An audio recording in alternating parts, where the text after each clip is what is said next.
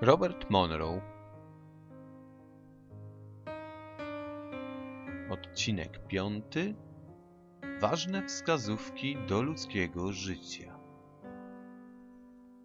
Żyjemy w iluzji czasoprzestrzeni.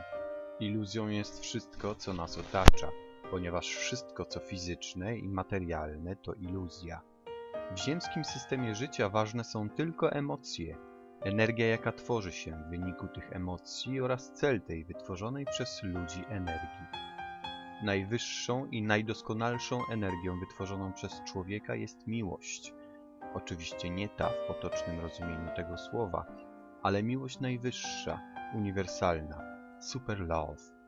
Różnica pomiędzy miłością a najwyższą miłością jest bardzo ważna, gdyż samo słowo miłość było używane przez ludzkość w tak różnych kontekstach, iż zatraciło ono swoje właściwe znaczenie. Najwyższa miłość jest niezniszczalna, jest niezależna od sposobu, w jakim się przejawia i działa w obrębie materii fizycznej. Jest ona bezprzedmiotowa, choć przedmiot, żyjący bądź martwy, może być czynnikiem, który wyzwoli jej wytwarzanie.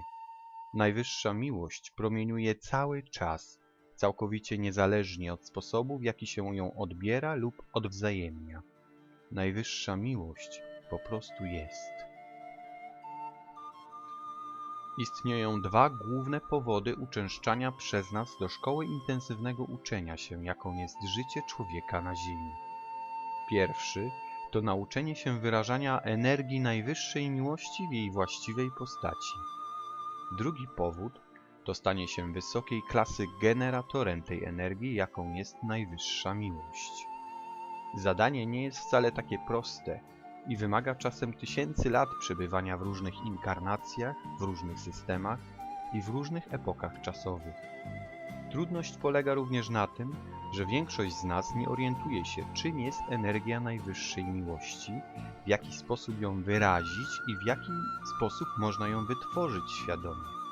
Można to porównać do nauki pływania kogoś, kto nie wie, jak wygląda woda, w jaki sposób woda się zachowuje, a nawet nie wie, czym jest woda. Oto wskazówki do ludzkiego życia przekazane Robertowi Monroe przez wyższe istoty spoza iluzji czasoprzestrzeni. Monroe przekazuje nam te wskazówki za ich zgodą i przy ich współpracy. Istoty uczestniczące w ziemskiej szkole intensywnego uczenia się pozostają w silnym związku z rzeczywistością fizyczną. Dzieje się tak, ponieważ przez kolejne inkarnacje są obciążane dużą ilością naleciałości, emocji związanych stricte z iluzją czasoprzestrzeni, jaką jest materialny, fizyczny świat. Emocje, które tak obciążają każdą istotę duchową, odnoszą się do rzeczy, związków i zjawisk występujących tylko i wyłącznie w rzeczywistości fizycznej na Ziemi. Nie mogą one istnieć i być stosowane w innej rzeczywistości poza tą, w której powstały. To właśnie stanowi obciążenie istoty duchowej i uniemożliwia uwolnienie się z kołowrotu wiecznych narodzin i śmierci na Ziemi. Najbardziej obciążającym bagażem formy energetycznej każdej istoty przechodzącej przez cykl ludzkich wcieleń jest skupisko emocji potocznie zwane ludzkim ego. Ludzkie ego wykorzystuje pogląd, że jest człowiekowi niezbędne do życia i rozwoju, że poczucie pewności siebie nie istniałoby bez jego wsparcia i że szczęście to zaspokojone ego. Ludzkie ego może podać setki powodów natury emocjonalnej, by uzasadnić swe istnienie. Ludzkie ego wywodzi się z instynktu samozachowawczego. Dla wzmocnienia swojej energii ciągle potrzebuje i zużywa ogromne ilości energii w postaci emocji. Emocje te są w samej swojej naturze zniekształcone i zniekształcające. Przestań karmić swoje ego. Hasło to pojawiło się już w poprzednim odcinku, ale jest niezwykle ważne. Bardzo trudno jest wygrać ze swoim ego, dlatego nie należy przypuszczać frontalnego ataku na to siedlisko zniekształconych emocji. Zbyt wiele już istot przegrało walkę ze swym ego. Lepszą metodą jest stopniowe odcinanie dopływu energii emocjonalnej, którą żywi się ego. Można tego dokonać przez modyfikowanie tej energii i zmienianie jej kierunku. Więcej informacji na temat ego znajdziecie w odcinku 4. Ludzkie życie. Człowiek powinien rozwijać i doskonalić swoje życie na wszystkich płaszczyznach: fizycznej, mentalnej i emocjonalnej. Doskonalić się, czyli uczyć postrzegać te postaci energii, którymi jesteśmy, oraz kontrolować je i odpowiednio nimi sterować. Żyjąc jako istoty ludzkie w iluzji czasoprzestrzeni, postrzegamy ją jako jedyną rzeczywistość. Jeżeli jako człowiek nie zetknąłeś się z innym systemem energetycznym, to uważasz, że taki system nie istnieje. Tak naprawdę każdy z nas zetknął się z innym systemem energetycznym, tylko o tym nie pamięta.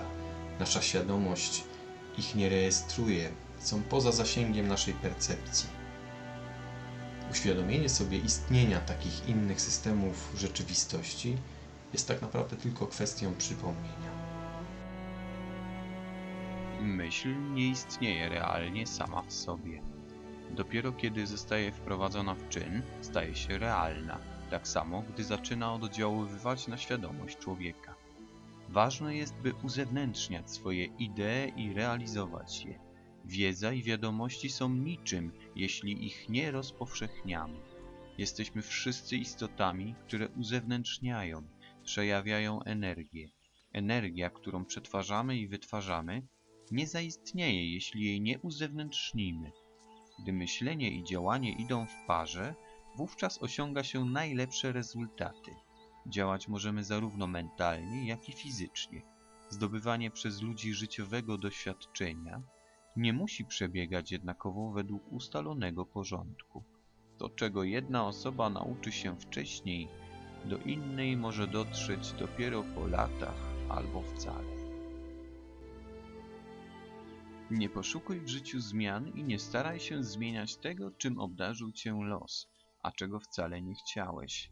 Zajmij się sprawami, których życie dostarcza ci każdego dnia, aż natrafisz na emocje, więź, które zwrócą twoją uwagę i których nie będziesz mógł zignorować. Żyj 24 godziny na dobę. Staraj się być cały czas świadomy tego, co robisz i myślisz, zarówno w dzień, jak i w trakcie marzeń sennych. Analizuj każdą silniejszą emocję, zastanawiaj się nad jej przyczyną, aż dotrzesz do jej źródła i zrozumiesz, skąd się wzięła. Wówczas będzie ci już łatwo oddzielić energię od przyczyny, która ją wywołała, i wykorzystać tę energię w innym celu. Uwolnij się od wydawania opinii i oceniania innych ludzi, innych istot. Jesteś odpowiedzialny za wszystko, co robisz w swoim życiu. Nie staraj się uwolnić od odpowiedzialności. I nie obarczaj winą innych. Nie zrzucaj też odpowiedzialności na warunki, gdy coś ci nie wyszło lub nie wychodzi. Zrozum, czym jest seks i uwolnij się od przywiązania do seksu. Akt prokreacji jest z natury czysto fizyczny. Można się nim cieszyć, ale trzeba uważać, by nie wpaść w pułapkę. Nie można przywiązywać się do miłości fizycznej, bo miłość jest o wiele lepsza w swej pierwotnej postaci. Twoje zmysły doświadczają zaledwie maleńkiej cząsteczki, czym jest miłość, a poprzez seks stykamy się wyłącznie z imitacją najwyższej miłości. Pociąg seksualny to tylko element instynktu samozachowawczego, czysto fizycznego. Niemniej jednak potrafi całkowicie odmienić życie emocjonalne człowieka. Obciążenie naszej formy energetycznej zwiększa się wówczas, gdy do seksu przywiązuje się zbyt dużą wagę, gdy staje się on dla nas czymś więcej, niż jest naprawdę. Akt prokreacji może wskazać, czym jest energia najwyższej miłości, ale w swojej istocie nie jest tą energią, dlatego trzeba uważać, by nie wpaść w pułapkę zbytniego przywiązania do seksu. Zatrzymaj miłość, a pozbądź się seksu. Unikniesz przywiązania i zmniejszysz obciążenie swojej formy energetycznej. Owoc aktu seksualnego, potomstwo, wymaga opieki i utrzymania aż do chwili osiągnięcia pewnej pełnoletności. Sprowadza to istotę do podejmowania decyzji czysto materialnych. Dlatego jeśli chcesz wyzbyć się obciążenia natury fizyczno-materialnej, zastanów się nad posiadaniem potomstwa. Śmiech jest objawem pierwotnej energii, więc śmiejmy się. Śmiech należy do najlepszych emocji.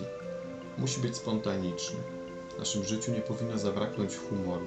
Dostrzegajmy go i cieszmy się nim. Śmiech odpręża, dodaje spokoju. Dzięki niemu pozostajemy w harmonii z życiem, a na każde wydarzenie patrzymy z właściwej perspektywy. Świadomość człowieka funkcjonuje jednocześnie w różnych obszarach rzeczywistości.